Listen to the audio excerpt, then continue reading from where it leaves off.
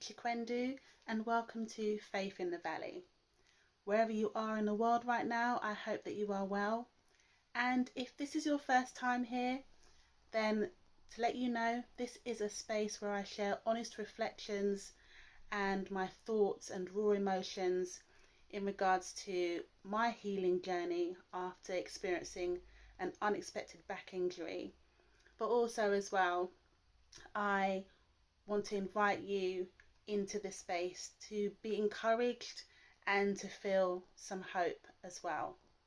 So today I am going to share some of my reflections in regards to my very first night that I experienced in the orthopedic ward. And for complete transparency, I have written down my account and my reflections of that night. I didn't want to miss anything out, so I will be reading that for you today.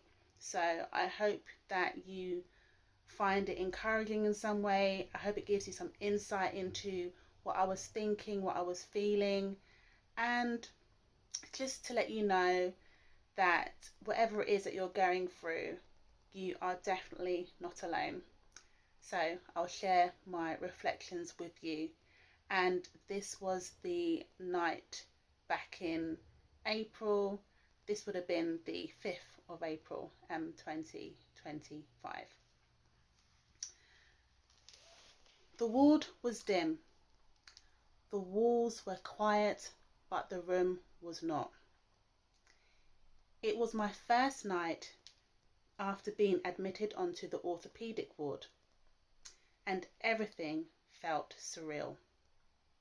My lower back throbbed with a deep, unforgiving pain. The kind of pain that doesn't let you shift or settle. It's the kind of pain that drains you even when you're doing your best to keep yourself as still as possible.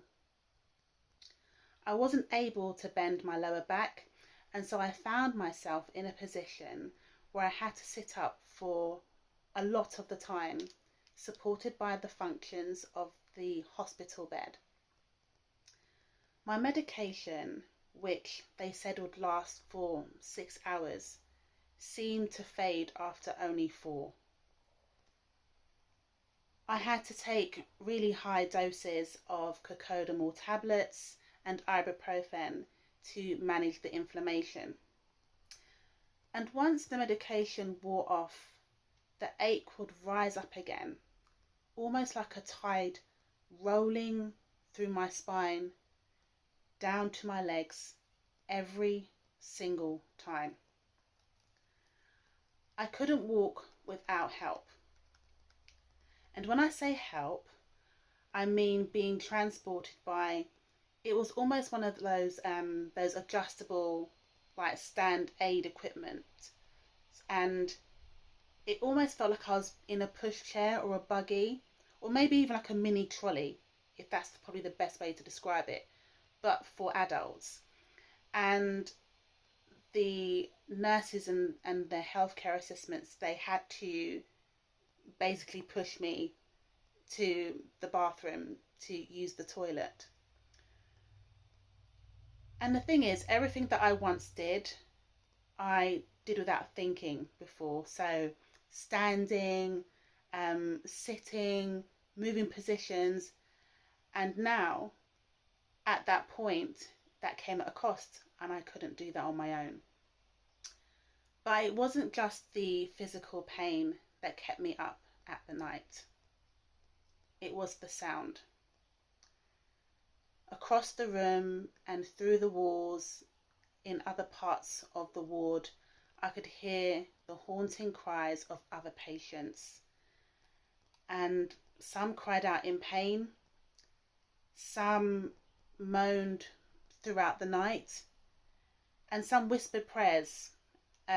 Sometimes I could hear the lady sitting upright next to me,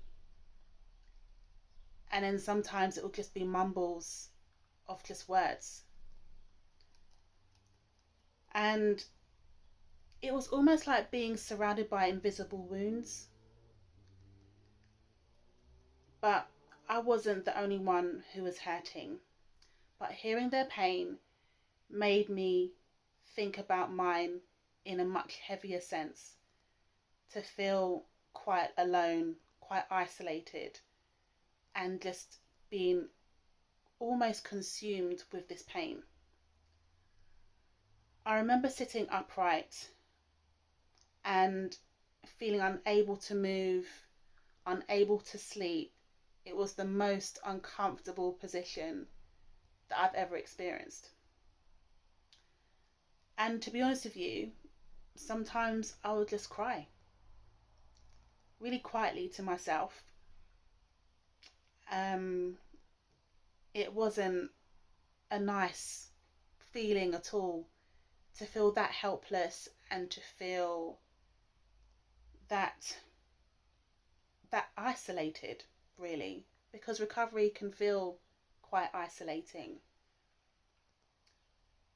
But the thing is, even though I cried quietly to myself that night, and even through those tears, I still prayed.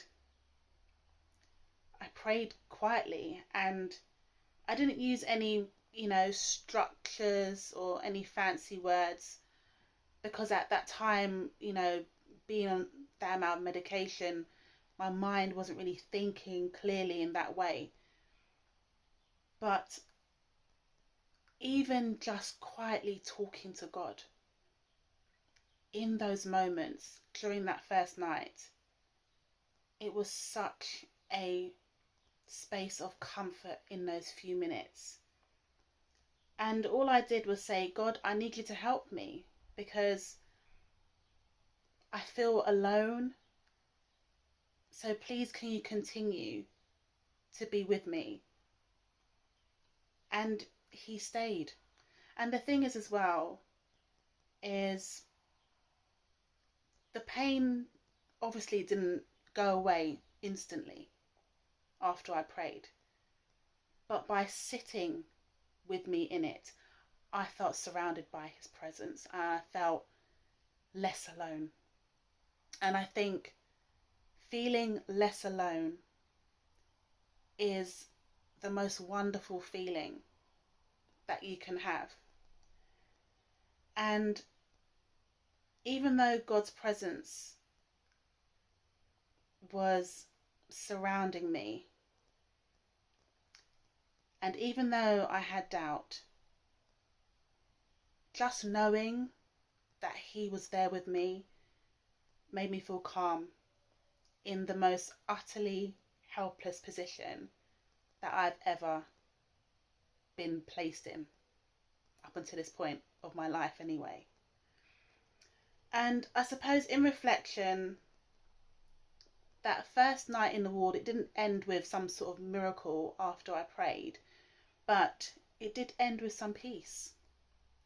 And I think that even when you can have peace in such a situation as what I found myself in, that could be worth more than gold, than anything at that particular time, And it was a kind of peace that reminded me that God was with me, even in this valley situation, which felt dark and depressing.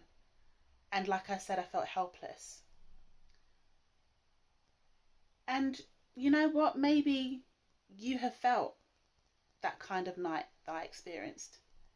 Maybe you've felt that exact way, where you felt so helpless and so alone that you thought no one cared or nobody was with you. But you see, here's the thing, even when a night like that feels unbearable, or it feels like the fear is so real that you feel it all over your body, you feel it in your head, you feel it creeping up your back, you feel it all over you. The thing is, with God's presence and knowing that you're not alone, that peace can eliminate all those feelings of fear. And that's the thing, isn't it? And it's such a blessing to be able to surrender your vulnerability to him, your helplessness, and even your lack of control. Because in a situation like the one I found myself in on that first night in the orthopedic ward, what else could I have done but to ask God for help? And the thing is that he listens. He actually listens. And so I don't know what your first night of recovery or your experience of a heartbreak has been like for you. Whether it's been in a hospital bed or at home in silence or just in a place where you never expected to find yourself. I hope that you feel encouraged by what I've shared with you today.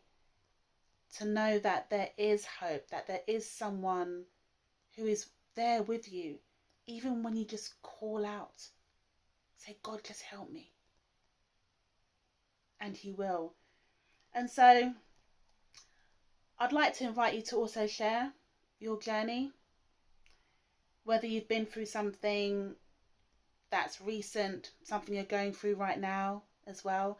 I'd love to hear from you in the comments below. Or if you'd like to email me privately, my details are also in the description below.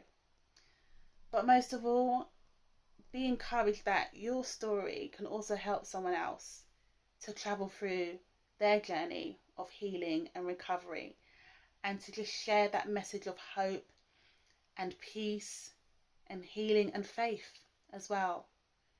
So I hope that you've enjoyed what you've heard today. I hope it resonates with you in some way. I hope it relates to you in some way, or to someone that you may know who could also benefit from hearing this story too. And so until the next time, I hope that you feel reminded that you are not alone.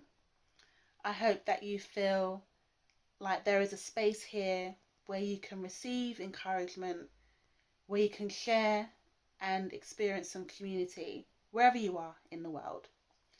And thank you for allowing me to share this with you. But most of all, I hope that you feel like you are not walking through this alone.